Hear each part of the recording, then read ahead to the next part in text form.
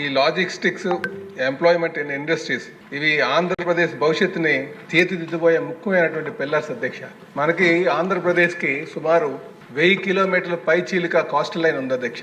మరి దీన్ని రవాణా హబ్ గా తీర్చిదిద్దడానికి మనకి అనేక అవకాశాలు ఉన్నాయి అధ్యక్ష.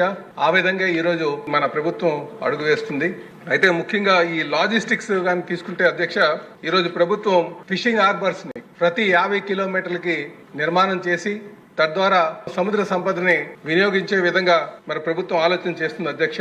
అదే కాకుండా లాజిస్టిక్ కార్పొరేషన్స్ ఏర్పాటు చేసి దాంట్లో అటు రైలు మార్గాన్ని, రోడ్డు మార్గాన్ని, అలాగే జల మార్గాన్ని, విమాన మార్గాల్ని సమన్వయం చేస్తూ ముందుకు వెళ్లేటట్టుగా ఆలోచన చేస్తుంది అధ్యక్ష. అదే విధంగా అధ్యక్ష, ఈ రోజు ప్రభుత్వం సుమారు $1 బిలియన్ తోని టెర్మినల్ నిర్మాణం చేస్తూ ఉద్యోగ అవకాశాలు కూడా కల్పించే విధంగా మరి ప్రభుత్వం చేయడం మాకు చాలా ఆనందంగా ఉందని చెప్పి ఈ సందర్భంగా తెలియజేస్తున్నాం అధ్యక్ష.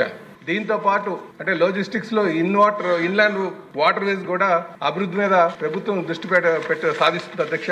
దాన్ని కూడా నిజంగా ఇది కూటమి ప్రభుత్వం యొక్క ఆలోచన. అన్ని విధాల అటు ఎంప్లాయ్మెంట్ కానీ ఇటు ఇండస్ట్రీస్ కానీ డెవలప్మెంట్ అయ్యేటట్టుగా ఆలోచన చేయడం చాలా సంతోషం అని చెప్పి ఈ సందర్భంగా తెలియజేస్తున్నాం అధ్యక్ష. దీంతో పాటు ఎయిర్ కార్గో హబ్స్ కూడా నిర్మాణాలు చేయడానికి ప్రభుత్వం ముందుకు వెళ్ళడం మాకు చాలా ఆనందంగా ఉందని చెప్పి తెలియజేస్తున్నాం అధ్యక్ష.